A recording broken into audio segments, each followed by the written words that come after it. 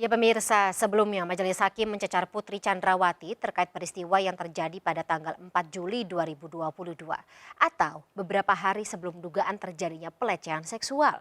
Putri mengaku Yosua hendak mengangkatnya 2 kali saat dirinya sakit, tapi upaya pertolongan itu ia tolak. Malam nggak ada masalah ya, Eh, tidak bepergian lagi. Malam tidak bepergian karena saya sakit. Terus saya istirahat di ruang TV sambil duduk selonjoran. Terus saya ingat anak saya. Terus De Yosua ingin mengangkat saya 2 kali. Pada saat yang angkat pertama kali, saya bilang sama De Yosua, jangan, nanti kalau saya sudah kuat nanti saya naik sendiri ke atas. Lalu Kuat Ma'ruf menegur Yosua karena saya tidak berkenan untuk diangkat. Lalu kedua kalinya lagi De Yosua mau mengangkat lagi, namun saya bilang sama Dek Richard, jangan Dek, nanti kalau saya sudah kuat, saya naik sendiri ke atas. Selanjutnya, temani Kuat dan Susi, setelah agak enakan saya naik ke atas. Dan malam itu saya ditemani Susi beristirahat di kamar atas. Sakit apa saudara pada saat itu? Saya pusing. Saya memang suka pusing karena sejak tahun 2011 saya pernah jatuh dan ada sedikit cedera di bagian punggung belakang saya. Pemirsa, kita lanjutkan kembali pemirsa dialog terkait dengan apa saja yang disampaikan oleh Putri Chandrawati dalam persidangan hari ini. Masih bersama kami juga Yonatan Andre Baskoro selaku kuasa hukum dari keluarga Brigadir J, kemudian Bang Pantas Manalu selaku kuasa hukum dari Richard Eliezer, Bang Yuda Ramon selaku kuasa hukum dari Ricky Rizal, dan juga Abdul Fikar Hajar selaku pakar hukum pidana. Saya ke Bang Pantas. Bang Pantas, ketika melihat bagaimana kesaksian dari Putri Chandrawati hari ini, menurut Anda apakah ini akan memberatkan posisi klien Anda? Ya, sebenarnya sejak awal sih kami kan sudah menduga bahwa keterangan dari saksi-saksi yang memang bertentangan dengan keterangan Richard Eliezer itu sudah pasti akan seolah-olah akan mengarahkan dan memberatkan kepada klien kami. Namun yang pasti kami sampaikan bahwa sejak awal kan kasus ini terbuka memang karena keterangan dari klien kami ya. Makanya klien kami ditetapkan sebagai justice collaborator di dalam perkara ini. Dan tadi kami mengikuti proses persidangan, memang terlihat di sana keterangan-keterangan dari PC memang banyak yang janggal dan tidak konsisten seperti itu. Apa aja Bang Pantas yang janggal dan tidak konsisten ini? Ya, misalnya contoh tadi ketika ditanyakan oleh majelis hakim maupun penuntut umum, pada saat PC berangkat ke Magelang, dia ingat siapa saja orang-orang yang berada satu mobil dengan dia. Namun ketika dia berangkat dari Saguling ke Duren 3, dia sama sekali tidak mengetahui atau tidak mengingat siapa saja orang-orang yang ada di dalam mobil tersebut. Nah ini kan yang menurut kami juga satu keterangan yang nggak lazim dan janggal seperti itu. Karena kan bagaimana mungkin dalam keadaan orang satu mobil dengan jarak yang sama sekali tidak jauh, bahkan berdekatan, tidak ingat sama sekali seperti itu. Oke. Kemudian tadi juga ada keterangan yang bersesuaian juga dengan keterangan dari klien kami sebelumnya pada saat pemeriksaan saksi Ferdy Sambo, bahwa memang lemari tempat penyimpanan senjata itu memang benar ada seperti itu. Oke, Bang Yuda, ada nggak keterangan yang janggal dan tidak konsisten yang berbeda dengan apa kesaksian Ricky Rizal? Sama seperti ketika Richard Eliezer jadi mengatakan ada yang berbeda nih. Ya, kalau masalah perbedaan sih memang ada 1 sampai 3 hal yang berbeda, gitu kan ya. Seperti tadi keterangannya Ibu PC bahwa beliau tidak pernah mengajak Ricky dan Om Kuat ke Jakarta dari Magelang, tapi kemudian itu dibantah oleh baik Om Kuat maupun Ricky, gitu kan. Pak Kuat sendiri bilang bahwa ada Ibu pernah bilang, ayo Lat, gitu kan. Sedangkan kalau Ricky bilang bahwa tolong siapkan mobil, kamu tolong temani saya ke Jakarta karena saya nggak enak badan, ya, gitu kan. Jadi seperti itu. Tapi memang keterangan dari Bu PK itu tidak terlalu banyak Menyinggung. berkaitan dengan klien saya ataupun dengan Kuat Ma'ruf gitu. Tapi tetap ada yang beda seperti itu ya. Nah, Pak Fikar, kalau misalnya dalam Ya. suatu kejadian atau dalam suatu rangkaian kronologi seperti itu, antara terdakwa atau antara saksi satu dengan yang lainnya ternyata banyak beberapa detail yang tidak konsisten, beda. Ini seperti apa kira-kira majelis hakim bisa akan ya menimbang satu sama lain? Ya, kan ini konteks dihadirkannya saksi itu adalah untuk membuktikan surat dakwaannya gitu. Jadi semua keterangan saksi sebenarnya untuk memperkuat benar nggak yang ditulis di dalam dakwaan gitu loh. Nah itu yang dibuktikan gitu. Nah memang banyak ketika saksi mengemukakan kesaksiannya. Iya, Pak Fikar. Oke, saya akan mencoba kembali menghubungi Abdul Fikar Hajar. Pak Fikar, mungkin sinyal masih lagi-lagi kurang stabil. Pak Fikar? Ya, oke, halo. Oke, monggo. Ya, mungkin ada banyak kesaksian yang tidak relevan dengan peristiwa gitu. Ya, bisa jadi gitu. Tetapi semuanya itu satu kesatuan. Nah, nanti hakimlah yang akan merangkai itu tadi, ya serpihan-serpihan keterangan saksi itu, ya, karena guidingnya ada penunjuknya adalah dakwaan jaksa, gitu. Kan dimaksudkan semua keterangan saksi ini untuk mendukung dakwaannya jaksa. Yeah. Nah, biasanya begitu. Ada keterangan yang relevan dengan dakwaan, ada keterangan yang tidak relevan. Nah, itulah yang akan nanti dipisahkan oleh jaksa. Tapi gitu kalau banyak yang tidak relevan gimana Pak Fikar? Kalau lebih banyak yang tidak relevan, lebih banyak yang ya tadi gitu tidak sesuai dengan apa saja urutan yang ada dalam BAP maupun dakwaannya? Satu, mungkin jaksa keliru memilih saksi. Ya, yang kedua, ketika dia menanyakan di persidangan, mestinya kan terarah. Kompasnya itu dakwaan gitu. Yeah. Jadi semua pertanyaan kepada saksi itu mengarahnya pada pembuktian dakwaan. Mestinya seperti itu. Jadi tidak kemana-mana gitu. Nah, kalau kemudian terjadi kemana-mana dan keluar dari dakwaan, ya itu artinya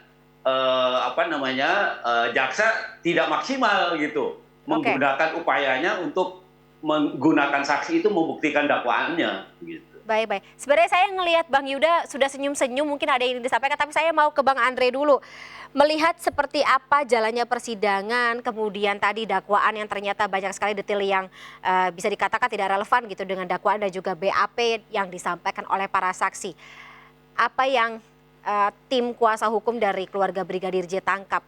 Apakah memang aparat hukum atau pelaku persidangan ini kurang serius tanda kutip dalam mengusut kasus ini? Sejauh ini kami melihat sebetulnya masih on the track,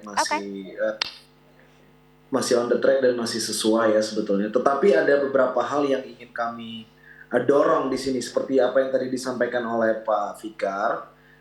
Seharusnya memang hakim ini tidak ada masalah untuk melihat masalah ini secara menyeluruh atau secara komprehensif, dalam artian kalau memang hakim ingin melihat motif begitu seperti apa disampaikan oleh para terdakwa pada terdahulu di dalam BAP jika menyebutkan saksi-saksi begitu ya, ada 6 orang di situ, silakan dipanggil begitu. Jadi saya beri contoh misalkan apa yang disampaikan oleh Richard begitu terkait dengan ada wanita yang menangis keluar dari rumah bangka. Nah itu seharusnya dipanggil aja sekalian. Siapa tahu, karena kan kita juga tidak tahu sampai sekarang apakah itu ada kaitannya dengan motif pembunuhan ini. Nah ini kan harus digali sebetulnya jauh lebih dalam.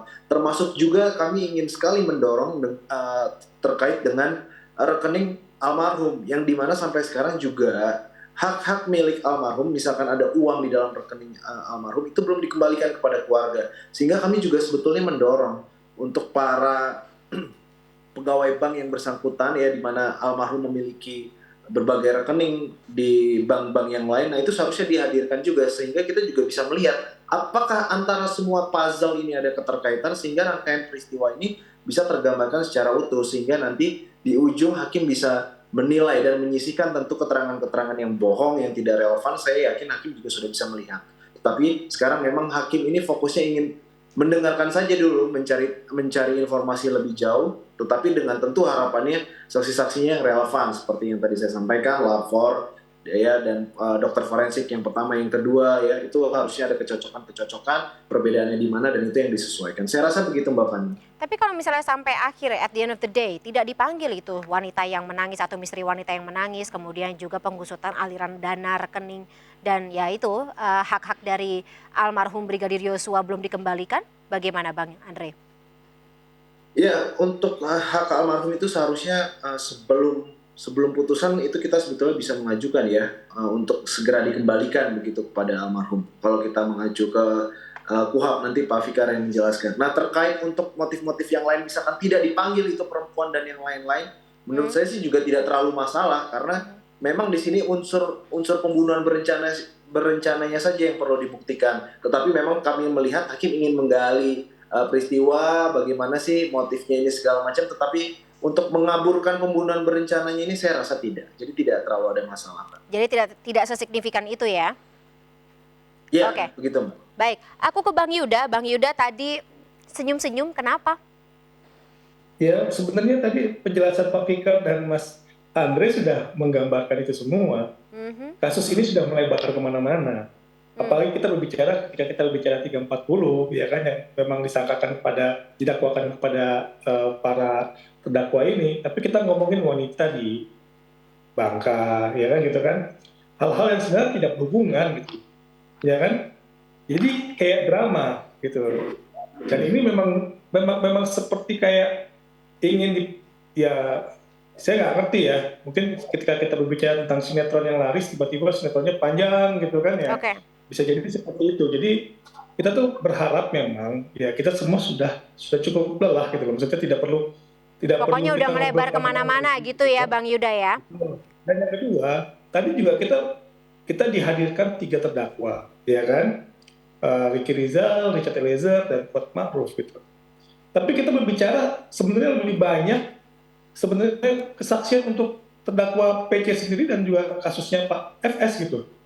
Jadi kita jadi kayak harus mengikuti kisah yang lain dengan terdakwa yang lain. Ada episode lain dalam serial ini ya? Iya, tidak berhubungan dengan yang ini gitu. Berhubungannya malah sama yang mereka gitu. Baik. Makanya tadi kita cukup panjang sidang ya, sekitar 9 jam ya. Maksud saya adalah 9 jam ini episode yang lain itu ya? Buktikan ya itu ya untuk terdakwa PC dan terdakwa Sambo sendiri, bukan pada Ricky Rizal ataupun Kuat Ma'ruf dan Richard Eliezer gitu. Kok bisa gini ya? Salah siapa ya? Baik. Saya ke Bang Pantas. Bang Pantas, tadi sempat ada katakanlah momen di mana Bang Roni Talapesi menunjukkan foto gelang PC seperti itu ya, atau gelang Putri Chandrawati, tapi mungkin saya bisa dikoreksi, koreksi saya kalau salah, konfirmasi juga. Itu foto gelang apa? Katakanlah itu gelang apa, gelang siapa, dan apakah itu juga berfungsi sebagai alat bukti atau bagaimana Bang Pantas? Ya, mungkin saya sedikit menanggapi tadi mengenai hal-hal yang tadi disampaikan di luar dakwaan ya Mbak. Tadi disampaikan mengenai ada wanita menangis gitu kan, kemudian berkembang seolah-olah ini drama. Tapi sebenarnya mau kami sampaikan begini, ini kan klien kami hanya menceritakan atau menjelaskan kronologi yang benar-benar dia alami dan dia rasakan gitu. Nah kemudian kan karena ada peristiwa yang dialami oleh klien kami tersebut, kan klien kami juga harus memastikan dan mengkonfirmasi kepada saksi yang saat itu menurut keterangan klien kami ada pada saat itu. Misalnya saat itu dibilang PC yang menyuruh untuk masukkan senjata, kemudian berputar-putar di sekitar daerah Kemang, kemudian baru sampai ke rumah Bangka. Nah itu yang diketahui oleh klien kami yang disampaikan di persidangan gitu. Jadi kalau kemudian dianggap sebagai drama atau hal-hal kalau nggak ada relevansinya Bang Pantas, ya ada nggak relevansinya dengan perkara ini? Ya itu kan biar nanti hakim yang menilai seperti itu. Ya maksudnya apakah ini relevansinya ada dengan perkara ini atau itu cuma karakter assassination aja gitu loh? Oh enggak dong, itu kan artinya kan apa yang diketahui oleh klien kami, hal apapun itu supaya ini lebih detail bahwa ada peristiwa yang terjadi sebelum berangkat ke Magelang itu kan disampaikan oleh klien kami. Masalah itu nanti relevan atau tidak, itu kan pertimbangan hakim. Gitu. Oke, monggo Bang Patas lanjut lagi Bang. Kemudian tadi menanggapi apa yang disampaikan Mbak Fani mengenai foto yang ditunjukkan oleh kami di persidangan itu adalah foto yang menunjukkan bahwa ada di lantai 2 saguling mengenai penyerahan janji atau iming-iming uang itu kan tadi saksi PC menyampaikan bahwa dia tidak ada di situ. Dan dia tidak mengetahui bahwa Ricky, Kuat, dan juga Richard dipanggil oleh FS gitu kan. Nah, foto itu menunjukkan bahwa memang ada PC, makanya kami mengonfirmasi lewat gelang yang dia gunakan dan sepatu Ferdy Sambo seperti itu. Oh, tapi yang bersangkutan PC mengakui itu milik dia? Iya, itu makanya besok yang akan kami ajukan sebagai bukti juga untuk disampaikan oleh Richard ketika dia menjadi saksi bagi terdakwa PC dan FS. Baik. Sekali lagi, ya walaupun memang banyak sekali detail-detail yang akhirnya sedikit ngebelokin relevansinya seperti apa, tapi nggak apa-apa karena memang tujuan utamanya adalah memutus bagaimana kasus pembunuhan berencana terhadap almarhum Brigadir Yosua ini nantinya akan mencapai finalnya. Tapi abang-abang, bapak-bapak semuanya tetaplah bersama kami ya, jangan kemana-mana dulu karena MNC Newsroom masih akan kembali. Kita lanjutkan kembali dialog di segmen berikut, tetaplah bersama kami.